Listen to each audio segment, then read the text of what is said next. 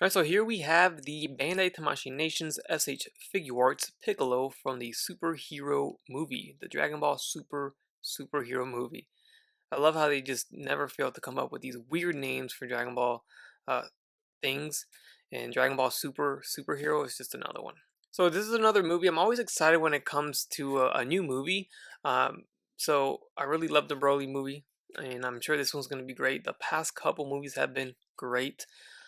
So very curious, and I'm always happy to see that the Dragon Ball Z um, show, or Dragon Ball Z in general, Dragon Ball Super, if you want to say that, is still living on. It's 2022, and we're still getting content for Dragon Ball, and I love it. This is my favorite line. It's one of my favorite, you know, shows, and I'm all for it. So here we have Piccolo. We've gotten another Piccolo. So keep in mind, Piccolo was the very first release in the SH Figures line.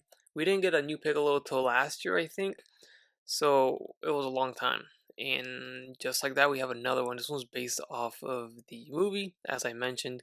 And some people are calling this the Tim's Piccolo. It looks like he's wearing Tim's. Funny because I guess they changed the shoes around, or the boots, or whatever you want to call it. So let's get this guy open. Let's check him out. Alright, so here is Piccolo, and the first thing I noticed is that he doesn't come with his hat or cape. Just to put it in simple terms, it appears he doesn't wear it in the show, or in the movie, I should say. And then also the colors of his biceps, his forearms, and his shoulders are more of a yellow color instead of that pinkish color that we are all familiar with from the anime. And yeah, and the shoes, the Tims as people are calling it, it definitely is a little odd to look at, knowing that Piccolo normally has those pointed tip shoes.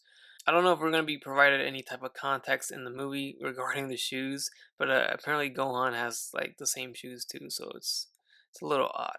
Alright, so moving on to the accessories that he comes with, we have an alternate head here. He has a very expressive look. He's got the mouth open with teeth showing, so pretty good, pretty clean. And his antennas there are looking pretty good too. Then we get another alternate head with him yelling, open mouth.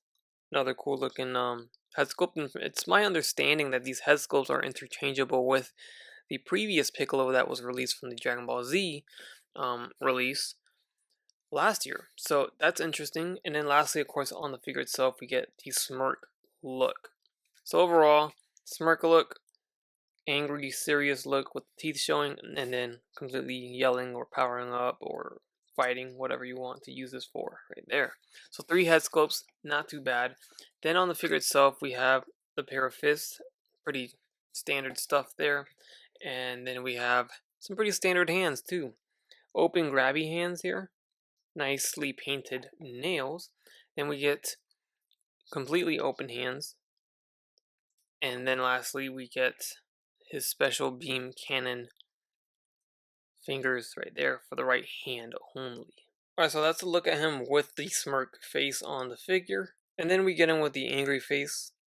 And then lastly, here's a look at the open mouth yelling face on the body. Alright, so here's me testing out some of the heads from the Dragon Ball Z version of Piccolo 2.0, and it fits on perfectly. It's the same exact peg hole size, and the greens match up pretty well. So I think they're meant to be interchanged, which is quite surprising.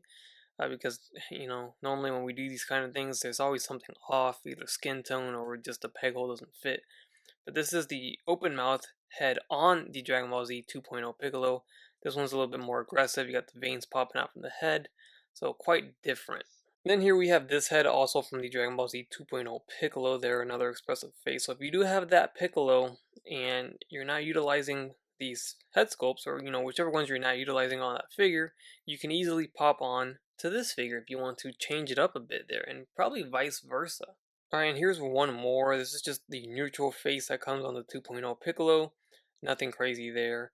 This figure doesn't come with a neutral face, he comes with that smirking face. So if you want just a normal face, there you go.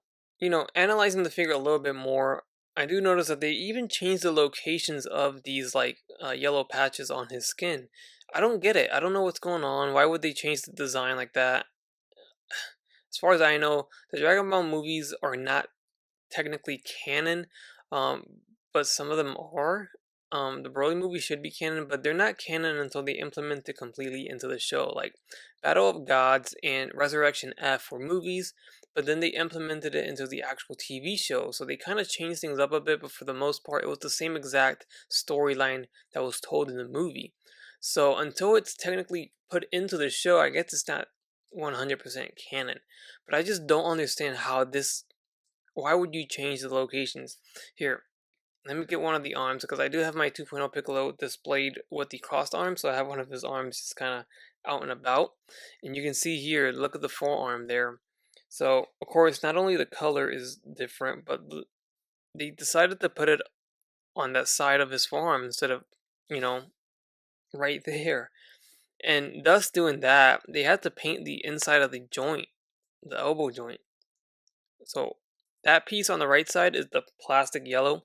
Piece on the left side is the green painted with yellow. So you can see clearly they're not matching. And I mean, I guess it would rub over time. It's not rubbing now, but it's so weird. I don't know why change it if that's not how Piccolo has been the entire time. And another thing that I do notice now that we're here is how exposed the wrist joint is. You can clearly see the wrist joint more on the new one than on the older one. If I bend it up, I mean, obviously you can't see it from that side, but then on the other side you can see that hinge, the ball hinge. You see a little bit on the 2.0, but it's not as much as the new one. Seems like the little cuff on his wrist is a little bit bigger on the 2.0. Looks like it's got 3 rolls, while this one only has 2. Alright, so let's continue on. It looks like the legs are exactly the same as the 2.0 Piccolo, but I will say that the torso is different. It looks like that's new, and I really like the detail of them adding that little bit of red, showing the outline of the red of his skin underneath that shirt piece of the gi. So that's cool that they added that. They easily could have left that green, so it's pretty dope. Here's the back side, and then here are the Tims everybody loves so much. Alright, so for articulation, pretty basic stuff nowadays for SH Figuarts. Head will go all the way up, so on a ball jointed hinge, it goes down just fine, left and right. Beautiful head tilting. Neck is a separate articulated piece as well. Arms are going to go all the way up here. We have that sleeve on a separate piece, so it does move around, so it doesn't hinder much. And it does have a very nice butterfly joint there that expands out like that. So you can move out the other one and get him to like cross his arms too. He doesn't come with crossed arms, but you can definitely do it. These remind me of the old Toy Biz butterfly joints, so that they leave a big massive gap there. So that does look hideous. I don't think I'll pose them like this, but it's a feature of the figure, and I don't agree with that massive gap there for to pull off a butterfly joint. And then to continue on with the arm, we get that shoulder socket. They go in and out, bicep swivel, double jointed elbows, swivel at the wrist with a hinge. Diaphragm joint at the torso goes all the way around. You can see it goes all the way back, and then it leaves a little bit of a gap there too. I assume the same thing going forward. Yep. And then some nice tilting. We get a waist ball joint here, so it goes all the way around, swivels. Legs are that nicely updated groin area. He does the split pretty well. Goes back down. We have thigh swivels. Legs will kick forward, no problem. They go back. We have double jointed knees. And then we have the ankle hinge going forward and back. We got the rocker and the swivel and then the toe hinge right there at the foot. Alright, so this is basically the only comparison we're going to make today because this is the only one that really matters. It's another Piccolo figure. I don't feel like there's a lot of excitement for it, so we're just going to get through this review and get up out of here. So, main things here, cape comes with the 2.0 Piccolo. This is the Dragon Ball Z version. We get the pointy shoes that we all know and love. We get the pink colors on the arms that we all know and love, at least I do. And of course, crossed arms, interchangeable arms like that, all that jazz. Definitely, if you need a Piccolo, this guy's still available as far as I am concerned. Go for him. Definitely. This is the classic Dragon Ball Z. This is 2.0. It's the best Piccolo out right now, and I still think it's better than the new one. Now, this is based off of a movie, so once we watch the movie, I'm sure this is going to be the perfect Piccolo based off of the movie, but a perfect Piccolo in general, nah, go with the 2.0 Piccolo. It is awesome. I regret not reviewing him on my channel. Just didn't get around to it. But the only gripe would be maybe the hard cape. A lot of people want soft goods, and we don't really get that with Dragon Ball Z, so it's cool. I'm fine with it. It's definitely an upgrade over the 1.0 cape, especially when you do the cross arms. It just looks great. We don't get the breakage there on the front. It's awesome. So overall, I would go with the 2.0 DBZ version. Now, with that said, if you want a little bit of a cheaper version, then you go with the superhero version. And maybe if you're just a fan of the movie, then you'll probably want to pick him up instead. But honestly, unless you're a hardcore Dragon Ball Z collector like me that needs to get everything, I don't see a reason why you should get both of these if you're just a casual DBZ collector. Now, if you really want to get both of them, then you can easily swap out the heads, interchange them between them both, and have some fun that way. That could be a reason why you want to get both, or maybe you just want to have one displayed like this and one like that. I don't know, whatever floats your boat. So I'll wrap things up with that. Hopefully you guys enjoyed the review. Hopefully it was a quicker review. I didn't want to drag this one on, seeing that it was yet another Piccolo, and not really anything crazy here. I just mainly wanted to compare him next to the previous Piccolo and see if it was worth it.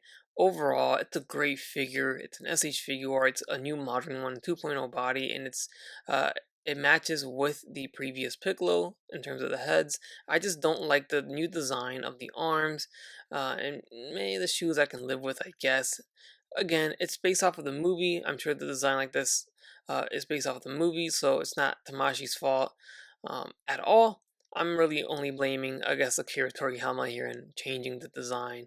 Hopefully, there's an explanation to it, but or hopefully it's not permanent or it's not canon. I don't know what's the deal. We'll find out. So, as always, stay tuned for more videos. Subscribe if you haven't done so already. Leave a comment down below, leaving your thoughts, and like the video. It really helps me out, and it helps me continue doing what I'm doing for you guys. All right, till next time. Take care, take it easy, and I'll catch you on the next one.